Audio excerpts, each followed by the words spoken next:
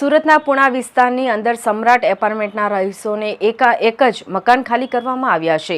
Drainage લાઇનની કામગીરી થયા બાદ ખાડીનો એક ભાગ બેસી જતા સમ્રાટ એપાર્ટમેન્ટ નમી જાય તેમ હોવાનું કહીને એસએમસીની દબાણ શાખાએ અચાનક જ સમ્રાટ એપાર્ટમેન્ટ પર પહોંચી ફ્લેટને બંધ કરવાનું શરૂ કરી લોકોને મકાનમાંથી બહાર કાઢવામાં આવ્યા હતા।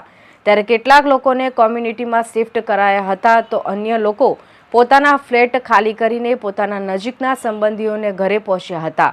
આ દરમિયાન કોઈ જવાબદાર અધિકારી સ્થળ પર હાજર રહ્યા ન હતા, માત્ર દબાણ ખાતાના માણસો જ હતા। સમગ્ર એપાર્ટમેન્ટથી અશોક વાટિકાથી સહયોગ સોસાયટી તરફની ડ્રેનેજ લાઇન નાખવામાં આવી હતી। ડ્રેનેજ લાઇનની ઊંડાઈ 20 થી 22 ફૂટ હતી। ખાડી ઉપરથી ડ્રેનેજ લાઇન લઈ જવાનો પ્રયાસ કર્યો હતો, પરંતુ તેનું લેવલ મળતું ન હોવાથી ખાડીના નીચેથી 20 થી 22 ફૂટ ખોદીને ડ્રેનેજ લાઇન લઈ જવામાં આવી છે।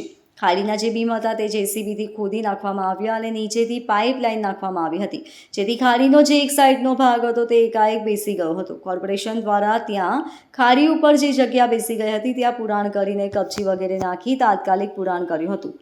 જો કે ડ્રેનેજ લાઇનની કામગીરી બાદ ખાડીનો એક ભાગ બેસી જવાથી એસએમસીની દબાણ શાખાએ તાત્કાલિક ધોરણે સમ્રાટ એપાર્ટમેન્ટ પહોંચી ફ્લેટને બંધ કરાવવાનું શરૂ કરી દીધું હતું।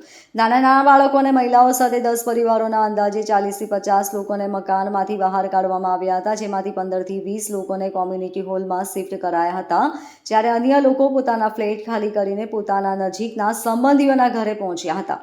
દબાણ ખાતાના સુપરવાઇઝર ભાવિને જણાવ્યું હતું કે કયા કારણોસર ખાલી કરવામાં આવી રહ્યા છે તેની અમને ખબર નથી, પરંતુ અમારા ઉપરી અધિકારીનો ફોન આવ્યો હતો કે સમ્રાટ એપાર્ટમેન્ટમાં તાત્કાલિક ફ્લેટ બંધ કરાવો તેમજ તેમાં જે રહીશો છે તેમને અન્ય જગ્યા ઉપર શિફ્ટ કરો, જેથી તેમને મરઘા કેન્દ્ર પાસે અથવા તો સમ્રાટ કોમ્યુનિટી હોલ ખાતે શિફ્ટ કરવામાં આવ્યા છે।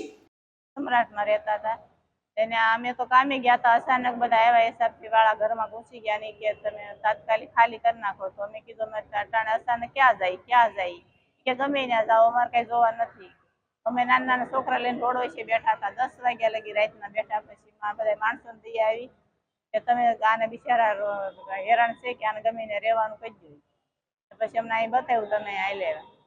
સાંજે નાસ્તો દઈ ગયા હતા, ત્યારે કોઈ વસ્તુ નથી, પાણી નથી, કોઈ વસ્તુ નથી। તમને ક્યાંક રહેવાની સુવિધા કહી દો, તમે ક્યાંક રહી। અટાણે અમે સહી અટાણે 20 જણા સહી।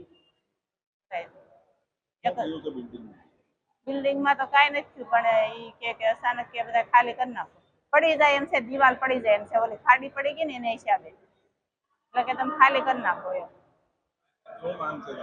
અમારી માંગ એટલી છે કે અમને ક્યાંક રહેવાની સુવિધા કહી દો। અમે તો રૂમો રાખવા જઈએ છીએ તો 20,000 રૂપિયા ગાડી કહે છે, સાહેબ અમારી પાસે 20,000 રૂપિયા નથી। અમે નાના છોકરા લઈને ક્યાં જઈએ? અમે ત્યારે અમારે વાસણ હોય તો અમે કંઈક રાંધી ચીંધીને ખાઈ, અને અમારે અહીં ભૂખ્યું તરસ્યું અમે તો ઠીક બેઠા રહી, પણ અમારા 20 દિવસનો છોકરો થયો છે એને અમારે શું કાંઈ શું આવડી છે એને અમે કાંઈક રાંધીને, અમારી પાસે આમ વાસણ હોય તો અમે રાંધીને તો ખવડાવી। Bureau report LK star news, Surat.